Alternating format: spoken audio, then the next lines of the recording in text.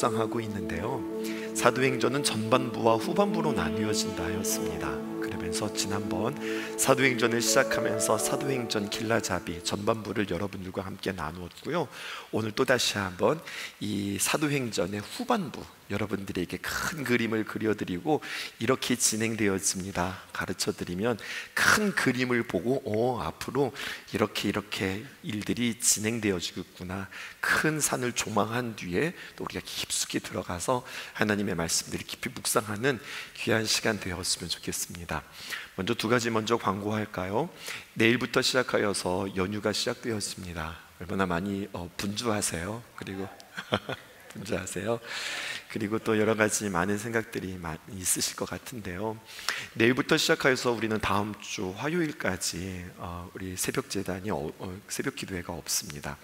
그래도 각 가정마다 여러분들 신성 큐티 통해서 각 자리에서 하나님의 귀한 말씀 묵상하며 또 준비하며 나 개인적인 예배의 시간들을 반드시 지킬 수 있는 여러분들 되었으면 참 좋겠어요. 수요 시간 통하여서 여러분들과 함께 종교개혁, 특별히 요시야 여러분들과 함께 나누었고, 그 다음 시간에 히스기야를 이렇게 막 준비하다가 저에게 또 우리 사역자들에게 참 재미있는 그리고 꼭 필요한 이런 순서들도 필요하겠다 싶어서 잠깐 다른 시리즈 하나 딱 준비하고, 그리고 또 다시 한번 히스기야 이야기 하려고 그래요. 여러분, Q&A 박스라고 하는 걸 저희가 만들 텐데요, Q, question, 질문이라고 하는 박스고요, 그리고 A, answer, 대답입니다.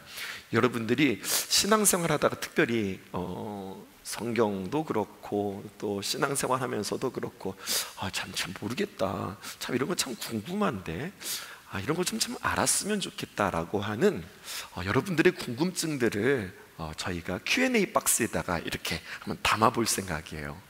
그리고 그것 중에서 여러분들이 질문한다고 저희가 다 대답을 해드리는 건 다 대답을 해드릴 수 없거든요. 제가 모든 걸 다 아는 건 아니에요.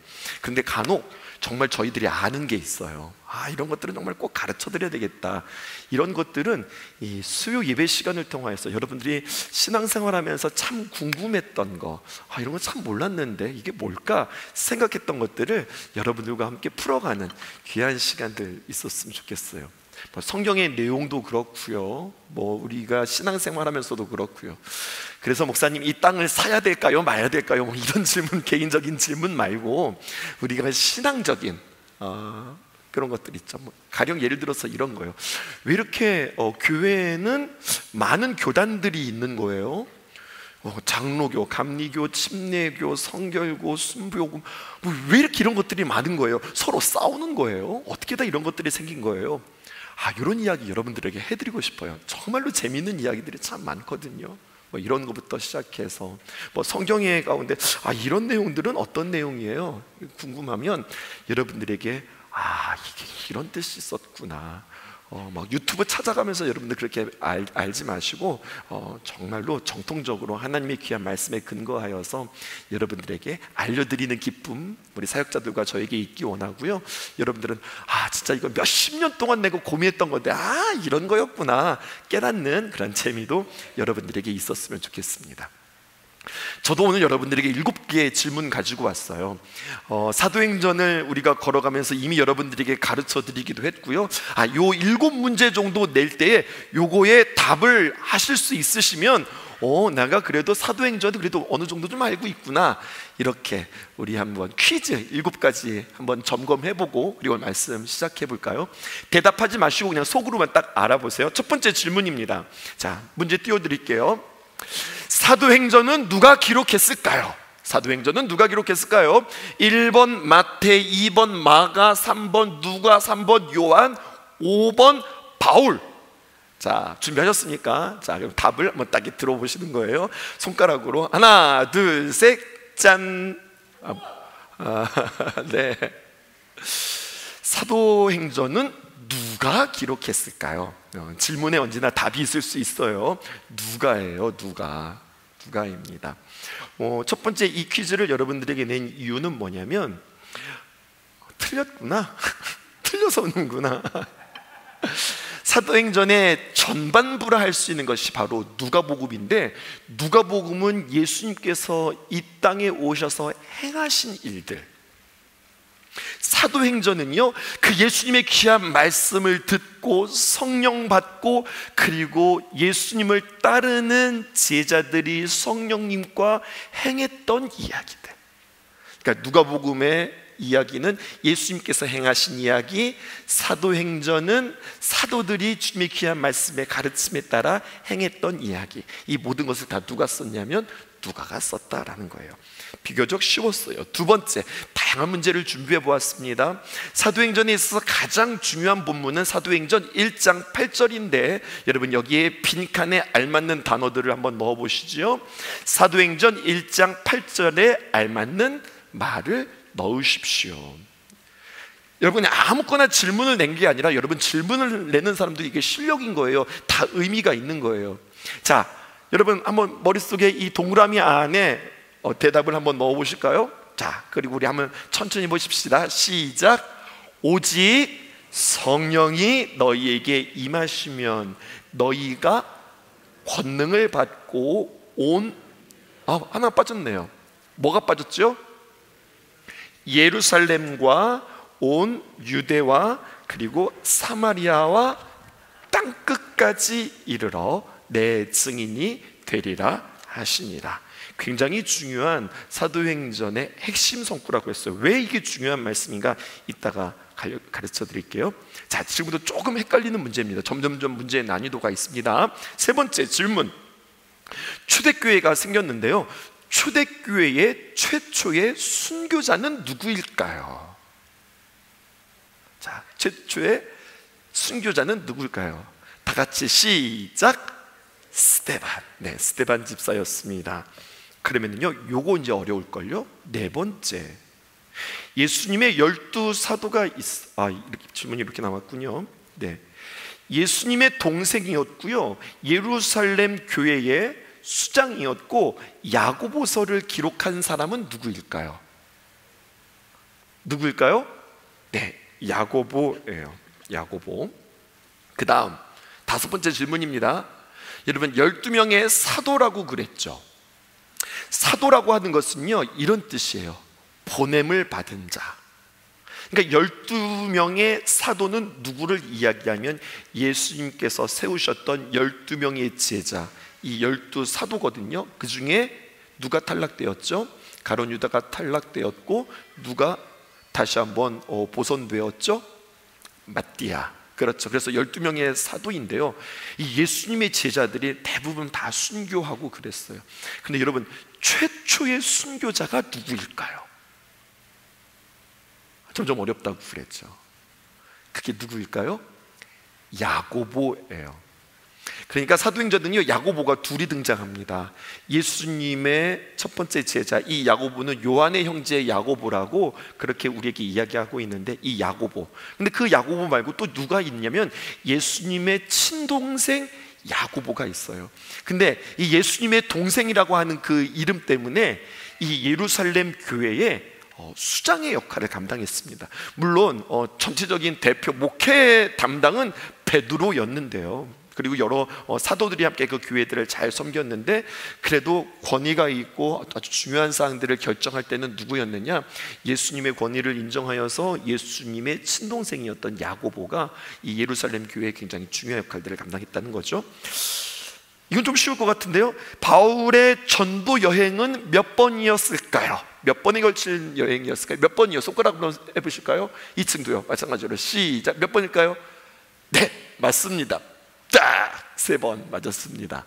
마지막입니다. 예루살렘 공의회에서 회의니까 결정된 사항이 있잖아. 이거 한번 서술해 보세요.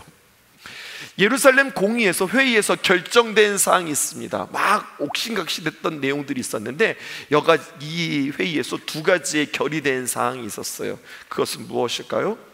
첫 번째, 이것은 무엇이냐면 이방인이 예수님을 믿고 그리스도인이 됨에 있어서 할례는 더 이상 그들에게 요구하지 않겠다라고 하는 거예요. 그리고 두 번째, 그래도 이들에게 있어서 할례도 굉장히 중요하지만 정결 예식이나 아니면 음식에 대한 것들이 규제가 되게 강화되었었거든요. 이것도 철저하게 지키라는 거예요. 근데 이 부분에 있어서는 네 가지를 강조했습니다. 무엇을 강조했느냐?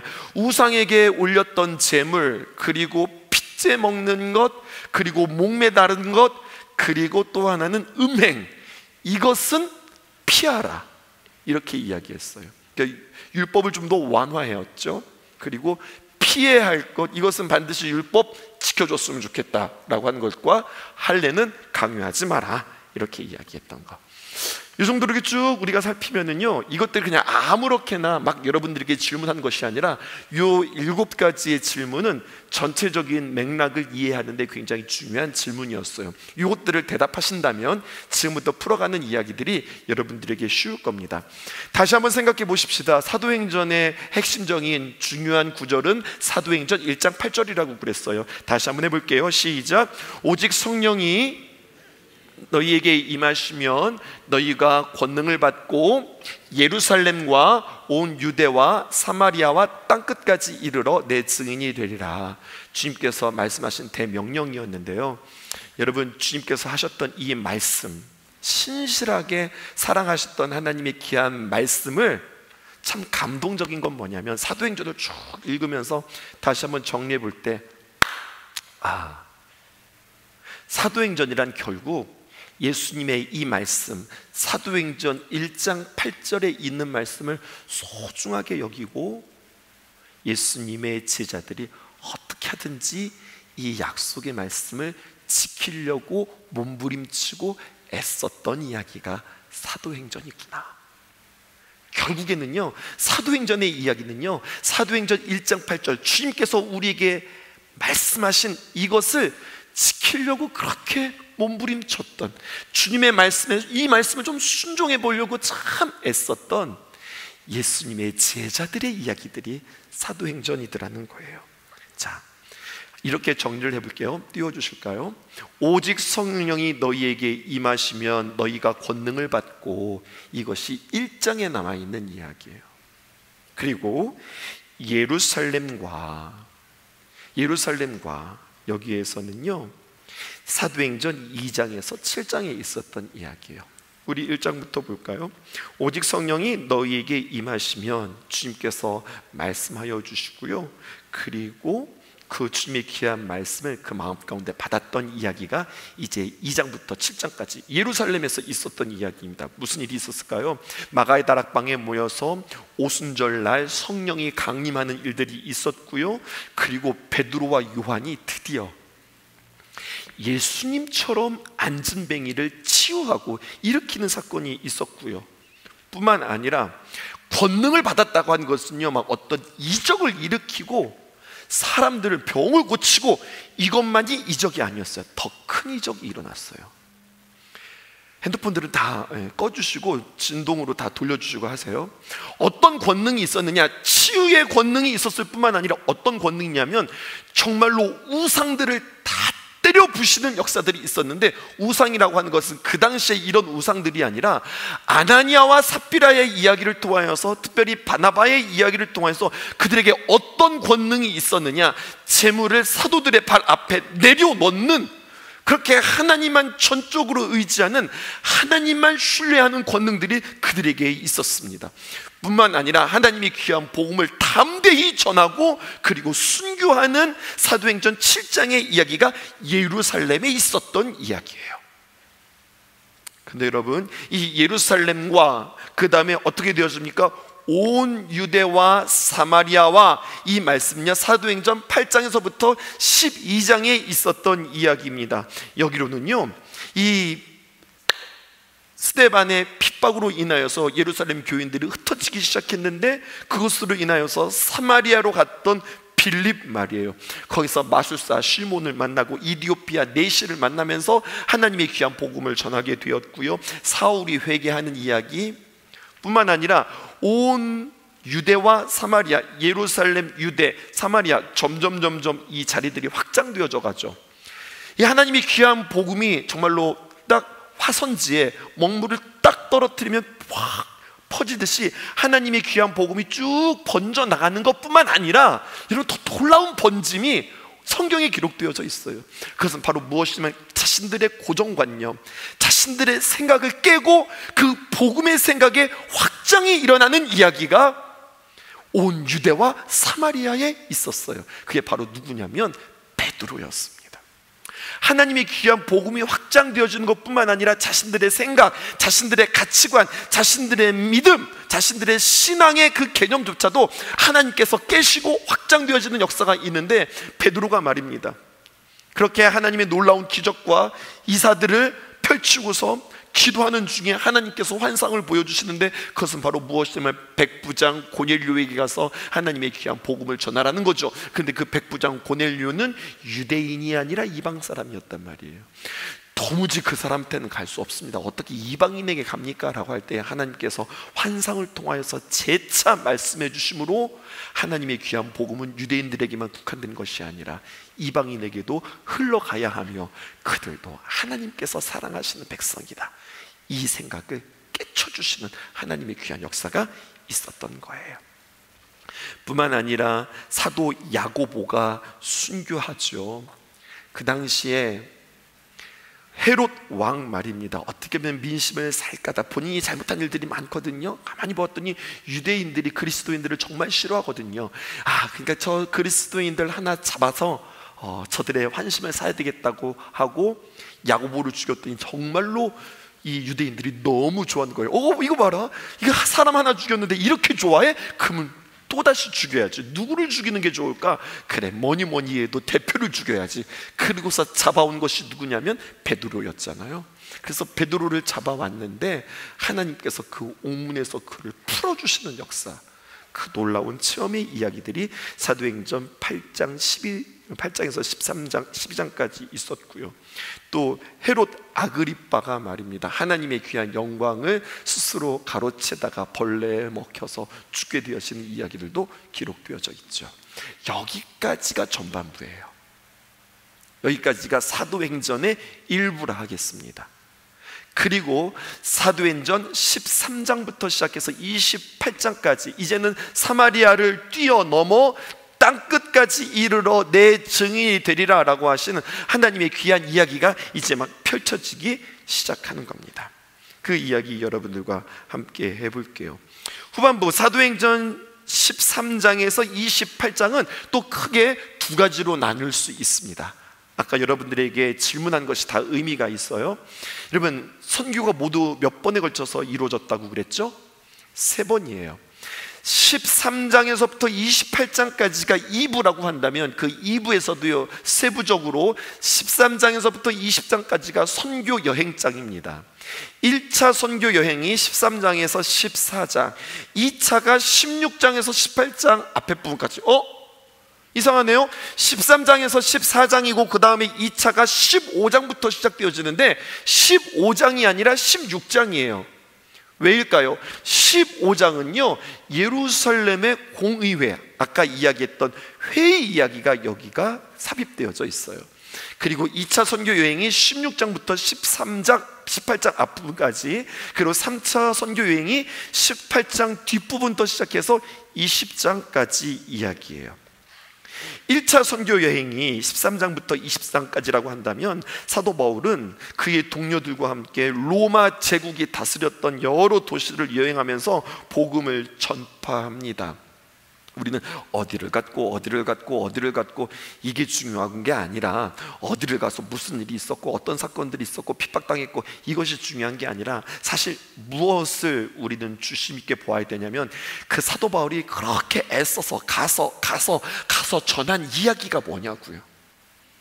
어디를 갔느냐가 중요한 것이 아니라 그렇게 애써서 갔던 그 사도 바울이 무슨 이야기를 했냐라는 이야기예요. 그리고 그 이야기는 오늘날 우리도 들어야 할 이야기가 아닐까요? 그것은 이 이야기입니다. 로마 제국의 여러 도시를 여행하면서 예수님이 누구인지를 가르쳐주는 거예요. 십자가에서 죽으신 그 예수님이 누구냐? 우리의 진정한 왕 되신다. 우리의 진정한 길 되신다. 그 예수님이 우리에게 생명을 주셨는데 이 땅에서의 풍성한 삶들뿐만 아니라 그 예수님이 우리를 영화해서 영원한 천국으로 들어가는 길 되셨다. 사망의 문제를 푸는 것뿐만 아니라 우리의 인생 가운데 여러 가지 많은 문제를 푸는 열쇠가 바로 예수 그리스도다. 이것을 우리에게 이야기하는 거예요. 영어 가운데 드라이브라고 하는 표현이 있습니다. 볼링에서도 쓰고요, 운전할 때도 쓰는데, 볼링에서 말입니다, 이렇게 해가지고 반듯이 쫙 공을 돌리는 것을 가리켜서 스트라이크라고 한다면은요, 이 공에 기술을 넣는 거예요. 그래서 어떻게 하느냐, 이렇게 앞으로 쭉 돌리는 게 아니라 훅 가니 이 공에 말입니다, 약간의, 글쎄요, 제가 이거 어떤 원리인지는 잘 모르겠지만 드라이브를 건다고 하는데, 이건 탁구에서도 마찬가지고요. 딱 그렇게 힘을 실어주면은요, 공이 반듯이 가는 게 아니라 힘을 가지고 드라이브를 통해서 옆으로 슉 가면서 더 힘을 가지고서 탁 치는 거예요. 앞으로 찍 가는 것보다 옆으로 쭉 돌아가니까 더 거리는 길겠죠. 그리고 힘은 더 받으면서 그 핀들을 다 넘기는 거예요. 이것도 드라이브라고 그러거든요. 드라이브, 이것은 무슨 뜻이냐면요, 뭐 이렇게 휙 감다 뭐 이런 뜻도 있겠지만, 어떤 뜻도 있냐면은 몰다, 인도하다, 이끌어가다 라고 하는 뜻이 있어요. 근데 오늘 저는 여러분들에게 이 질문을 하고 싶은 거예요. 여러분들의 인생은, 우리는 이끄는 인생이 되어야 할까요? 아니면 끌려가는 인생이 되어야 할까요? 우리의 인생은 이끄는 인생이 되어야 할까요? 아니면 우리는 끌려가는 인생이 되어야 할까요? 이 질문에 우리는 우리 스스로의 인생들을 이렇게 운전하고 끌고 가는 인생이 아니라, 성경을 보면 볼수록 우리는 끄는 인생이 아니라 끌려가는 인생이 되어야 한다는 거예요. 이거를 끌려간다고 하니까 어감이 그렇지, 사실은 인도함 받는 삶, 주인과 함께 동행하면서 인도함 받는 삶이 우리에게 필요한데, 가만히 봤더니 인생은 두 가지 인도함이 있더라는 거예요. 하나님께서 우리의 삶을 인도하시는 삶이 있고, 가만히 보았더니 하나님의 인도하심을 받지 않는 인생들은 무엇의 인도함을 받는가 보았더니 마귀에게 인도함을 받더라는 이야기예요. 천하 무슨 이야기를 한다 하더라도 결국에 하나님 앞에 인도함 받지 않으면 결국 마귀에게 이끌려 그의 끝은 사망임을 보게 되어지는 거예요. 마귀에게 끌려가는 것은 그냥 마귀에게 막 이렇게 끌려가는 것이 아니더라고요. 마귀에게 끌려간다는 것은요, 꽉 매여 있는데 무엇에 매여 있느냐? 과거의 상처와 과거의 아쉬움과 과거의 슬픔 가운데 내가 매여 있을 수 있어요. 때로는 무엇에 매여서 끌려가는가 보았더니요, 재물에 매여서 끌려가고 있어요. 가만히 보았더니 무엇에 끌려가는가 보았더니 사람들의 인정과 사람들의 칭찬과 사람들의 시선에 끌려가게 되어져 있더라고요. 근데 가만히 보았더니 그것이 참 달콤하고 좋은 것이 아니라 그 끝은 참 비참한 인생이들이라는 거죠. 근데 하나님 앞에 붙잡히지 않으면, 예수 그리스도에게 붙잡히지 않으면, 사도 바울의 표현대로라고 한다면, 예수님이 우리의 삶의 왕이 되시지 않으면 우리는 그렇게 끌려가는 인생, 잘못되게 끌려가는 인생, 그래서 그 끝은 사망일 뿐만 아니라 끌려가는 내내 우리에게는 참 평안과 참 기쁨이 없더라는 이야기죠. 그래서 사도 바울은 오직 한 가지만 이야기하는 겁니다. 예수 그리스도가 우리의 인생의 구원자시고 예수님이 우리 그리스도의 왕이십니다. 이것을 이야기하는 거예요. 예수가 우리의 진정한 왕이며 구원자라. 우리가 예수님 믿고 여러분들 천국 가십시다 뿐만 아니라 인생의 모든 문제를 주님 앞에 내어놓고, 하나님이 우리를 생각하시고 하나님께서 우리를 만들어 주셨는데, 하나님께서 우리를 만드신 그 목적에 합당하게 살아가는 것, 이것이 하나님의 기쁨이 되는 삶입니다. 이것을 이야기하는 것이 사도 바울의 복음이더라고요. 특별히 유대인들에게 설교할 때는요, 그들이 잘 알고 있었던 구약의 이야기들을 쭉 열거하면서 그 예수 그리스도가 이렇게 약속된 분이시다, 이것을 이야기하고 있고요. 또 이방인들에게는 그 예수 그리스도께서 여러분들을 얼마나 귀하게 여기는지, 그렇게 핍박받고 그렇게 많은 사람들에게 홀대받았던 당신들에게도 하나님께서 얼마나 많은 귀한 사랑과 계획이 있었는지 그것들을 이야기하는 것, 이것이 사도 바울의 복음의 내용이었다고 한다면 우리에게도 마찬가지죠. 당신의 인생의 왕은 누구신가? 그래서 선교여행 13장에서 14장에는요 1차 선교는 현재 터키의 영토인 소아시아 내륙을 여행한 뒤에 예루살렘 회의 그리고 사도행전 15장이 맞이하게 되어지는 겁니다. 그렇게 기쁘게 정말로 산전수전 다 겪으면서 복음을 전하고 왔더니 보세요, 어떤 일들이 벌어지는가. 환영하고 축하하고 애썼다고 그들을 격려한 것이 아니라 말도 안 되는 문제가 교회 안에서 터진 거예요. 그렇게 이방인들에게 하나님의 놀라운 복음이 있었습니다. 그들도 하나님을 사랑하는 그런 거룩한 백성들이었습니다. 그들이 간증하는데 갑자기 예루살렘에서 사람들이 쫓아와서 하는 말이, 이 안디옥 교회는 특별히 이방인들로 구성되어진 최초의 교회인데 여기 이렇게 돼서는 안 될 것 같고 성도들이 다 할례 받아야 될 것 같습니다. 그리고 율법을 철저하게 준수해야 될 것 같습니다 라고 이야기하는 거죠.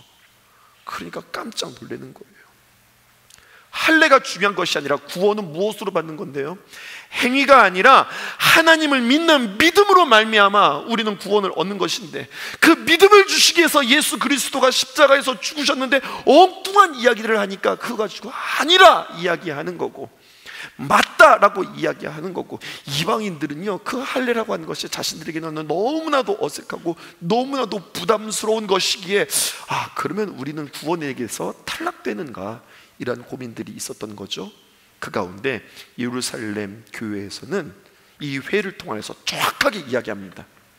오직 구원은 믿음으로 받는 거지 할례로 받는 것이 아니라, 그러나 다른 사람들에게 덕이 되기 위하여, 또 우리의 건강을 지키기 위하여, 또 우리의 영적인 건강을 지키기 위해서 네 가지는 지키라.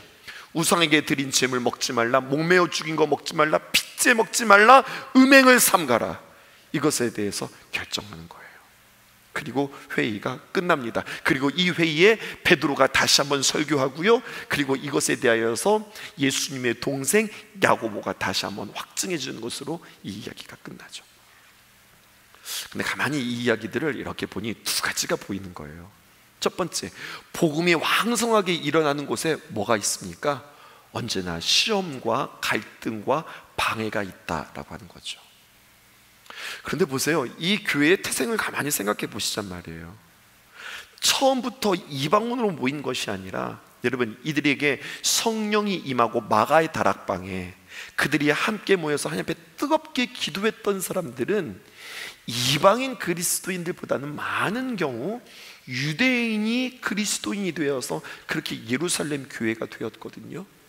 그리고 이 예루살렘 교회에서 안디옥 교회가 이렇게 나오게 되었는데, 점점 보니까 처음 개척 멤버, 처음 전통을 가지고 처음 뭔가 세웠던 사람들의 이야기들은 점점점 감소되어지고 계속해서 굴러온 돌들이, 박힌 돌을 다 빼내는 이야기들이 사도행전의 이야기예요.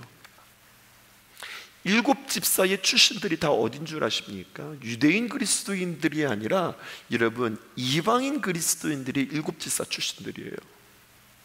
또 구제에 있어서도 자꾸만 이방인 그리스도인들이 탈락되어진 것으로 인하여서, 빠진 것들로 인해서 그들 가운데 문제가 있었어요.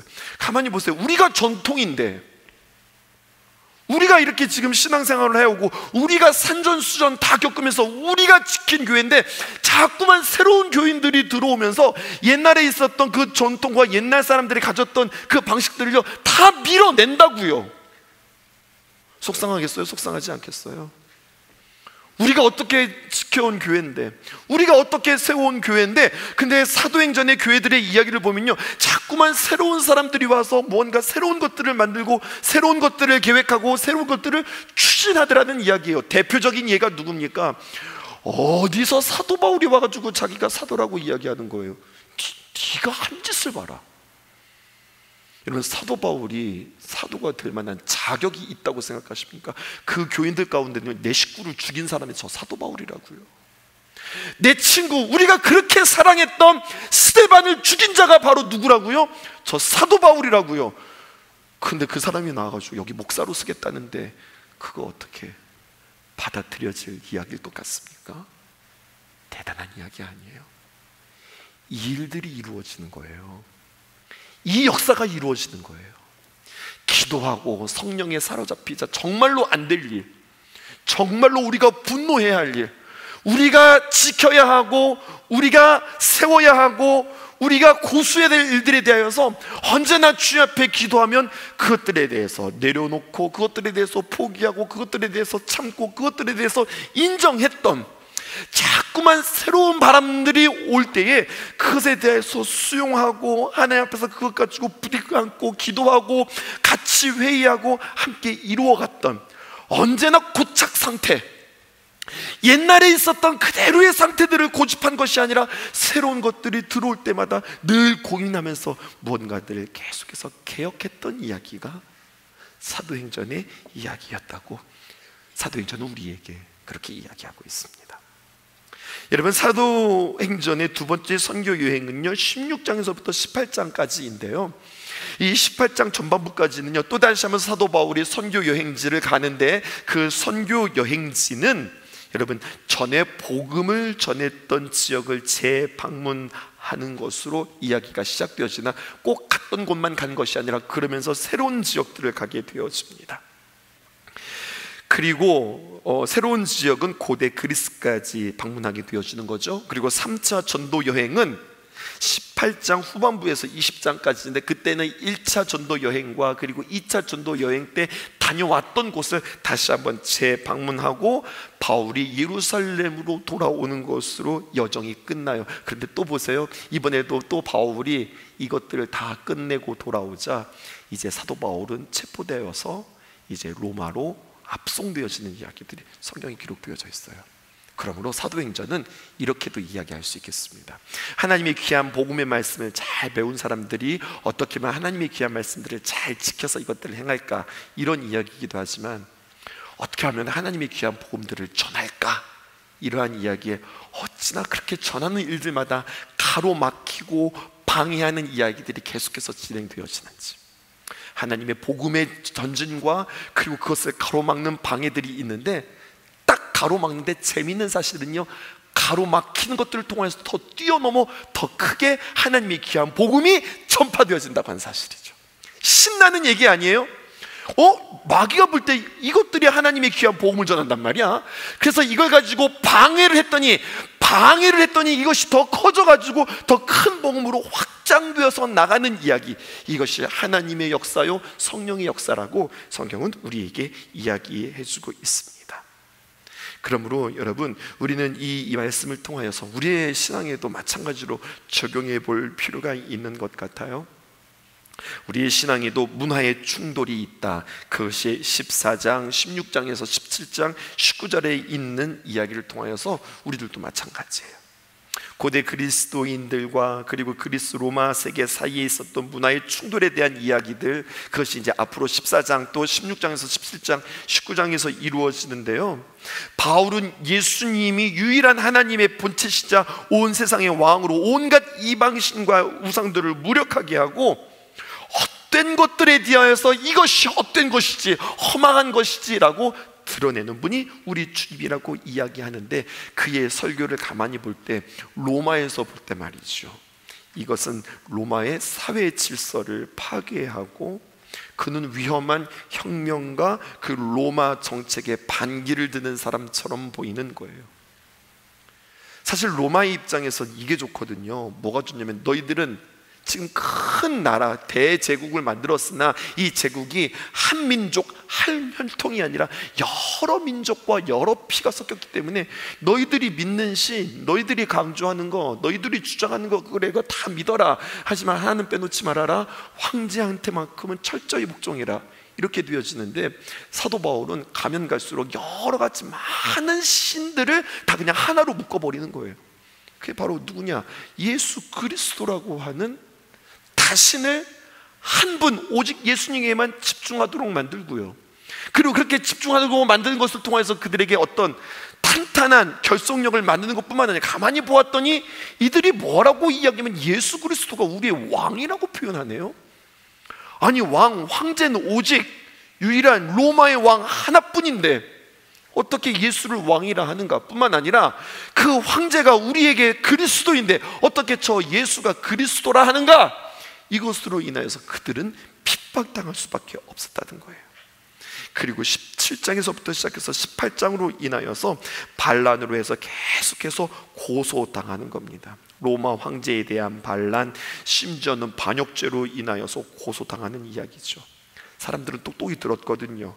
예수가 왕이라고 하는 이야기들을 똑똑히 들었거든요. 또 그들은 그리스도인들의 생활 방식, 그리고 로마의 문화 가치에 대해서 이것은 도전이다 생각했거든요. 그래서 신문하고 위협을 주고, 그래 그때마다 매번 풀려나고, 그리고 하나님의 귀한 복음은 그렇게 해서 압박하면 압박할수록 줄어드는 것이 아니라 점점점 흥왕하는 이야기가 기록되어져 있어요. 그러면서 가만히 보았더니 그냥 복음이 전파되어지는 것이 아니라 여기는요 각각 다 다른 문화, 다른 혈통, 심지어는 다른 민족이라고 하지만 이들이요 한 공동체를 계속해서 이루어가는 모습들을 보게 되어지고요. 어떤 혈통과 어떤 민족뿐만 아니라 그들에게 빈부의 격차, 부자도 있고 가난한 자도 있고 종도 있고 자유인, 성경은 자유인이라고 표현하죠. 누구입니까? 주인들도 있고. 근데 이런 모든 자들이 하나님의 귀한 말씀 앞에서 동등해지는 이야기, 그리고 왕이신 예수님 외에는 다른 어떤 신이나 왕에게도 충성하지 않는 이야기, 이거는 가만히 보았더니 뭐와 부딪히는 거예요? 로마의 정치, 로마의 문화, 로마의 핵심 가치와 계속해서 부딪히는 이야기가 사도행전의 이야기더라고요. 근데 이것은 동일하게 우리의 이야기이기도 합니다. 예수님의 제자로서 하나님의 귀한 복음을 들고 이 땅에서 살아가는 우리들은 당연히 세상의 가치와 하나님의 귀한 가치가 부딪힐 수밖에 없고, 하나님의 강조와 세상이 우리에게 이야기하는 것들이 늘 상반될 수밖에 없고, 그리고 하나님께서 귀하다고 이야기하는 것과 세상이 귀하다고 여기는 것이 반드시 다를 수밖에 없다는 겁니다. 이렇게 분리되어지는 거예요. 이것을 우리는 거룩한 백성, 거룩한 그리스도인이라고 이야기하는 거죠. 철저히 사도행전에 나타났던 초대교회 교인들은 세상과 달랐습니다. 그래서 세상 사람들이 그들을 가리켜서 그리스도인이라고 이름을 붙여주기까지 했다는 거죠. 우리 자신 스스로에게도 다시 한번 적용해 볼 필요가 있습니다. 우리는 얼마나 세상과 같이 더불어서 살아가지만 흡수되어지고 그들에게 영향을 받고 오염되어서 살아가는 우리들인가, 아니면 그들에게 하나님의 귀한 가치, 하나님의 귀한 말씀을 전하면서 살아가는 사람들인가, 이것을 우리가 생각해 볼 필요가 있습니다. 특별히 오늘 새벽 예배 시간을 통하여서 성선호 목사님께서도 우리에게 도전해 주셨는데요, 꽤 길어요. 이번 명절이 꽤 길단 말입니다. 그런데 목사님 뭐라고 말씀해 주셨냐면, 이 명절을 맞이하는 우리들의 마음속에 준비하지 않으면, 기도하지 않으면, 금식하지 않으면 그들에게 선한 영향력과 귀한 복음들을 전하기 쉽지 않더라는 이야기죠. 우리 청년들, 청소년들, 긴 또 다른 방학과 같은 귀한 시간들을, 여러분들 이 연휴를 어떻게 보내시겠어요? TV 보고, 영상 보고, 쉬고, 놀고, 먹고, 그렇게 여러분들 보내겠어요? 이 시간을 통하여서 여러분, 우리가 하나님 앞에 우리의 믿음들을 보일 수 있는, 하나님 앞에 내가 하나님을 정말 사랑할 수 있는 그런 귀한 모습들의 귀한 결단들이 있기를 주님의 이름으로 축복해요. 이게 그리스도인들이라고요. 똑같은 연휴를 세상의 똑같은 사람처럼 똑같이 지내는 것이 아니라, 이 시간들을 통해서 나는 더 하나님 앞에 어떻게 집중할 수 있을까? 어떻게 하면 이것들에 대해서 선한 영향력들을 흘려보낼 수 있을까? 고민해야지. 그렇지 않고 그냥 아무 생각 없이 연휴를 맞이하면 그냥 그렇게 우리들은 거기서 휩쓸려서 넘어갈 수밖에 없어요. 앞에서 이야기 드렸는데요, 세상은요 결코 우리를 그냥 내버려 두지 않는다고요. 우는 사자와 같이 두루 다니면서 산길자를 찾으며 어떻게든지 세상과 똑같이 되게 만들까, 어떻게 하면 게으르게 만들까, 어떻게 하면 허랑방탕하게 만들까, 어떻게 하면 허탄하게 만들까, 이것들을 끊임없이 우리에게 다양한 방법들로 도전하고 있다고요. 뿐만 아니라 학생들과 젊은이들 뿐만 아니라 성도 여러분들도 마찬가지입니다. 얼마나 분주해요. 또 주부로서 또 가장으로서 챙겨야 하고 또 해야 할 일들이 얼마나 많이 있어요. 물론 우리가 명절을 한두 번 맞이한 것 아니지만 이것까지도 우리가 주님 앞에 간절히 간구하며 기도하여서 어떻게 하면 우리는 선한 영향력을 미칠 수 있을까요? 어떻게 귀한 시간들을 보낼 수 있을까요? 어떻게 하면 가치 있게 보낼 수 있을까요? 하나님 앞에 의뢰하는 자, 하나님 앞에 질문하는 자, 하나님 앞에 기도하는 자, 이것들이 참 구별되어진 그리스도인들의 모습이 아닐까요? 마지막입니다.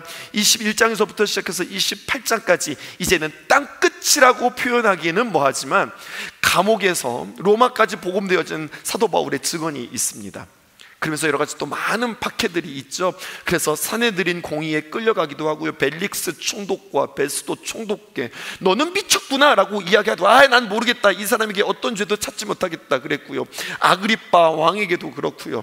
그렇게 감옥에서 로마로 이송되어지는, 정말로 상상치도 못하는 방법으로 이 감옥에서 로마로 가게 되어지는 이야기, 그리고 그곳에서 정말로 고생하는 것이 아니라 가택연금을 통해서 오히려 많은 사람들을 만나고 하나님의 귀한 복음을 전할 수 있는 기회, 그리고 그가 감옥에 있으면서 많은 서신서들을 쓰게 되어지는 이야기, 하나님의 귀한 복음이 막히는 것이 아니라 그 상황 속에서도 더 다양한 방법들로 이렇게 퍼져나가는 이야기들을 보는데, 가만히 보았더니 21장에서 28장까지 사도 바울의 걸음과 여정을 보았더니 예수님과 너무 많이 닮아 있는 거예요.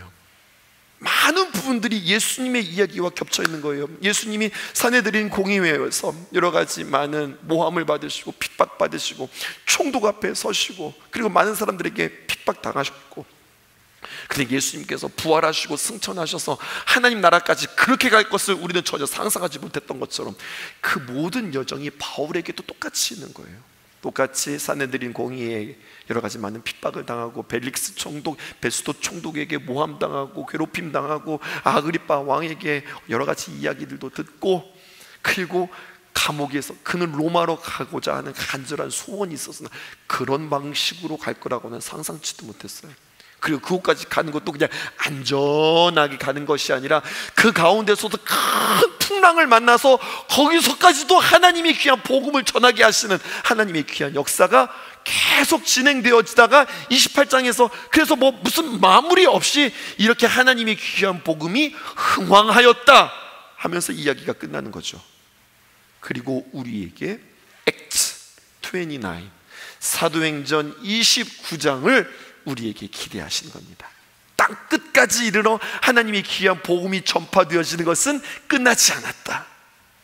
하나님께서 우리를 부르시고 하나님의 거룩한 제자로 삼으신 우리에게 오직 너희에게 권능이 임하면, 성령이 임하면 너희들이 권능을 받고 예루살렘과 온 유대와 사마리아와 땅 끝까지 이르러 내 증인이 되라 라고 하는 이야기가 그들만의 이야기가 아니라 이 사명이 그대로 우리에게 전하여져서 어떻게 하면 우리도 하나님의 귀한 복음을 전할 수 있을까? 어떻게 하면 한 영혼이 주님께로 돌아오는 귀한 구원의 그 구령에 우리가 쓰임 받을 수 있을까? 이 사도행전의 귀한 이야기들은 아직 끝나지 않고 멈추지 않고, 그래서 사도행전은 마무리되어지지 않았다 라고 그렇게 해석하고 싶은 거예요. 계속 이 사도행전을 이어갈 수 있는 저와 여러분들 되어지기를 주님의 이름으로 축복합니다. 내 꿈에 되었으니 그 꿈 이루어 주소서. 밤과 아침의 계시로 보여주사 항상 은혜를 주옵소서.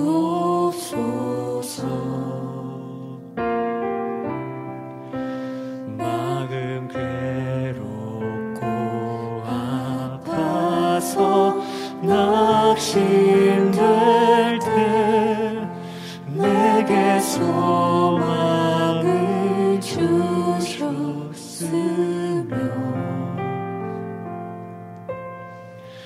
내가 영광의 주님을 바라보니